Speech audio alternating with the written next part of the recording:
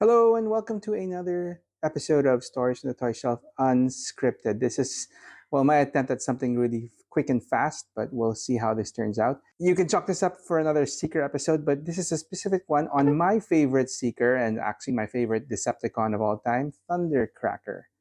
So let's get started.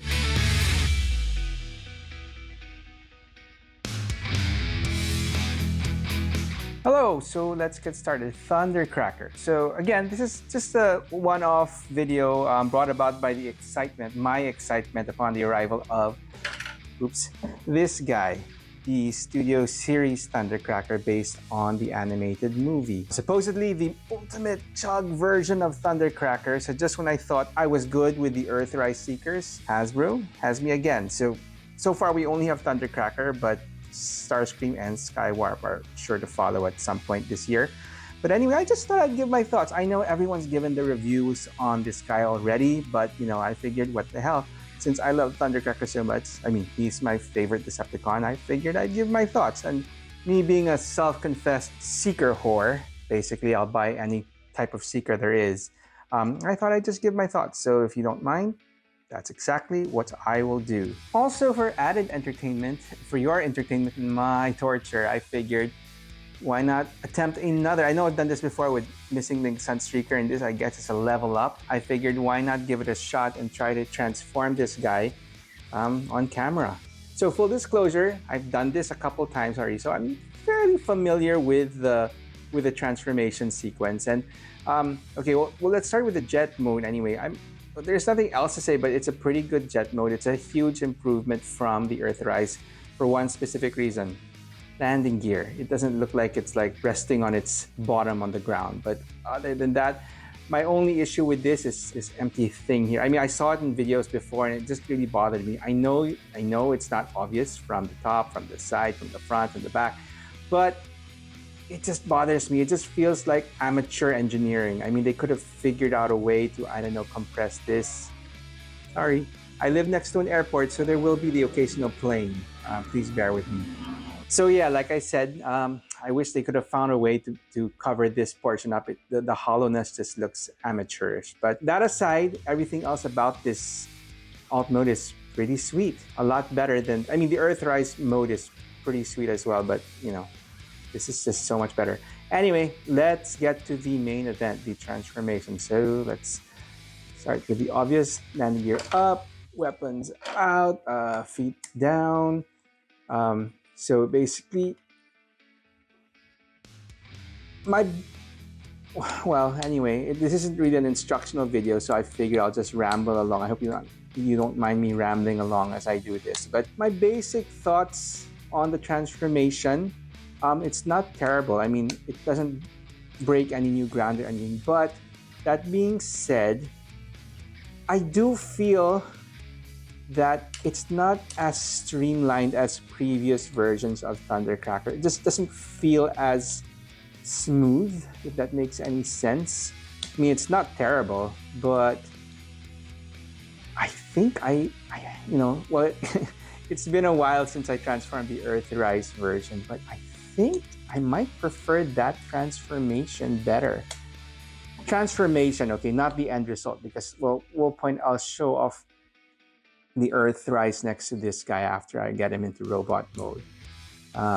So, I mean, it's pretty straightforward. No new engineering ground broken here. That being said, this part, I just find this part so clunky. I'm not quite sure why. Yeah, that's it. Whew. So, yeah. So I think I got it. Did I miss anything? So yeah, Studio Series Thundercracker. And so, okay, first, oh, sorry. Okay, these can be removed, but I don't bother. They don't need to be exactly like the tune. So, there. So yeah, Studio Series Thundercracker. And so, okay, first impressions. Obviously, a step up from the Earthrise version. Let's bring But of course, they're trying to do two different things, right? The Earthrise is sort of like the Earthrise is obviously sort of like a toyetic type of, not really, but it's very detailed as compared to the Studio Series, which is very smooth. And again, it's supposed to be evocative of the cartoons.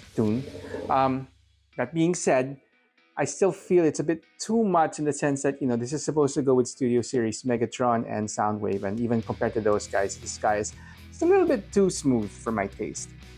That being said, everyone says it's a mini masterpiece. Which, okay, fine. I think that term is thrown around too much. But in terms of proportion, okay. So, I don't know, it just feels a little off. Maybe the chest is too wide for me. At the end of the day, it's fine. It's perfectly fine. But I feel the chest is a little bit too wide.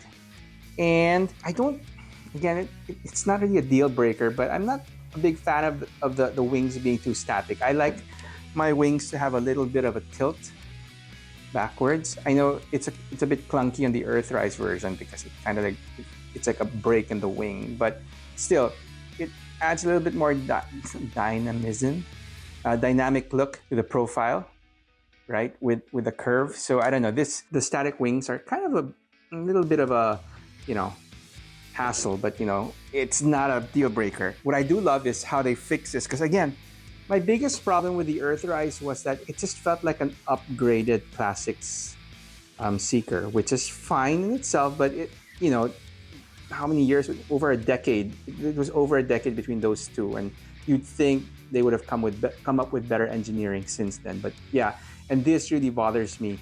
The fact that they couldn't figure out a way to... It was worse in the Classics because, this cockpit was attached to the head, but they fixed that, thankfully. But still, again, there could have been a better way to hide this. And my biggest problem with this one, the Earthrise, was that it felt like it was a step back from the Thundercracker, the Seeker mold that came before it, which was the Siege one, which I just love. I think until now it's still my favorite Seeker mold that Takara or Hasbro has ever done. But so yeah, the Earthrise felt like a step back from this guy. But anyway, we're not talking about these two, we're talking about Studio Series. So yeah, I like that they were able to make the back better. Oh, funny thing, when I first pulled this guy out of the box, obviously for those who already have it, these tips were detached. So when I opened it out of the box, I didn't realize that they were hidden with the accessories. I was like, oh my god, this is such a terrible wing design. But yeah, and I don't know, am I doing this right? It just seems so. The side profile, it just seems off. Is it? Please let me know in the comments if I transform this wrong. It just doesn't look straight. But everything else seems right in terms of alignment. It's just that this part, it just feels too slanted. Oh, sorry. If you hear the noise from my wife my wife and the kids are watching a Sunday movie, Freaky or Friday. Did you guys ever watch that? I never did. I watched the original one, like the one with Jodie Foster all those years ago in the 80s. That was my favorite Freaky Friday. I haven't watched the current one. But anyway, yeah. She just discovered, sorry, I know this isn't a Freaky Friday video, but she just discovered that Freakier Friday was up in Disney Plus. So yeah, she was excited. And so anyway, back to Thundercracker. So yeah, Studio Series 86 Thundercracker, it is an improvement. I'll give it that. It is a major improvement despite my nitpicks with regards to the frame. And the other thing, they said that they will be giving different head sculpts to the three Seekers, which is cool. But I always wondered why they give, he's got a smiley head. Same thing with the Thundercrackers, never struck me as a smiley type of dude. This isn't the original head that came with the Siege Thundercracker. The original one was a smirking face, which fit more with Starscream. So this is Starscream's head, Siege Starscream's head. So I switched them up. And same with this, I don't know. This feels more like a Starscream head. So I don't know what head Starscream and Skywarp will be coming with, but I figure I'm probably going to be doing a bit of a head swap. Well, depending on what we get. But yeah, so I guess that's it. Sorry, one more thing. I just thought it would be cool because since this is the latest version of Thundercracker, I thought it would be cool to put it aside. It's not really a comparison, but to put it next to the technically the original version. This isn't the original version, of course. This is the retro Thundercracker based on the original toy. So this is the cartoon deco, so it kind of fits. Sorry, plain. Yeah, so it kind of fits. I have these two displayed right next to each other since the other two Studio Series Seekers aren't out yet. I have these guys posed together. I just find it so cool seeing them, you know, the very first version of it, you know, the Toon version, which fits, you know, they match the first version next to the latest version, and to see how much has changed and how much has... Okay, sorry. Okay, so where was I? The first version and the latest version. And I just think it's pretty cool seeing how much has changed between, I mean, how many years has it been? 1984 to 2025. So that's 41 years. Is my math correct? So yeah, anyway, I don't have much time, but I figured I just wanted to ask a few more questions. One, what's your preferred color for Thundercracker? Do you like this powder blue Thundercracker? Or do you prefer him with a deeper blue? Thundercracker also has famously come in a deeper blue hue, which is like reminiscent of the original Diaclone toy was Blue Jet, and it came in this deeper blue. So what's your preference? You know, the cartoon brought in the powder blue, and I've kind of grown partial due to the cartoon with the powder blue Thundercracker. And also because Dirge for me is the more darker royal blue, so it makes them, you know, at least different. So yeah, what's your preferred color for Thundercracker? And two, this guy has been in the background for the longest time, but Blockies, another rabbit hole which I have been desperately trying to avoid. What are your thoughts on Blockies? Because, well, yeah, for the longest time I've been trying to avoid them. And on a whim, during some Christmas shopping, or I don't know, some random trip to the bookstore, national bookstore here in the Philippines. I don't know if you have them in other stores like in the US, but here it's a common thing with some stores. Like on the line to the cash register, they've got all these like little things that they hope that you want to pick up just on the fly. And so they had a lot of these little Galaxy Defenders. And so I just randomly picked one up. They were really cheap. And lo and behold, it was a random get, but guess what I got as my very first Blocky? Freaking Starscream. And I think this was the rarer version. So me being a seeker whore, I took it as I need to get the other two. So I got Starscream. And instead of doing a hunt and trying my luck, I just went on Shopee, which is an online store here in the Philippines, or I don't know where else, and got myself a Thundercracker and a Skywarp. And because I had these two, I figured the Autobots, again, this is how you fall into a rabbit hole. I figured since I had those two, the Autobots needed some balance. So again, back to Shopee, and I got these two, Sideswipe and Sunstreaker. And Christmas came along, and again, so I'm still on that. I'm not getting into another rabbit hole. That being said, my kids really love these. My daughters, they're really into Transformers now. They got into Transformers animated, but they're really into Transformers in general. So they really enjoy these Blockies. It's simple enough for them to assemble. And so for Christmas, we have our stockings, and so again, perfect stocking stuffers. And so I got them a couple Blockies each, boxes, and I don't know who got what, but so from least exciting to most exciting. This is Bone Crusher. We got Bone Crusher. And then we got Grimlock. And then we got Shockwave, translucent. I don't know if this is a rare, but it's a translucent Shockwave. And finally, Shiny Optimus Prime. Not bad for some random gets, huh? I think the universe is trying to tell me something, and I gotta get into Blockies. But no, I shall resist. At least for now, I shall resist.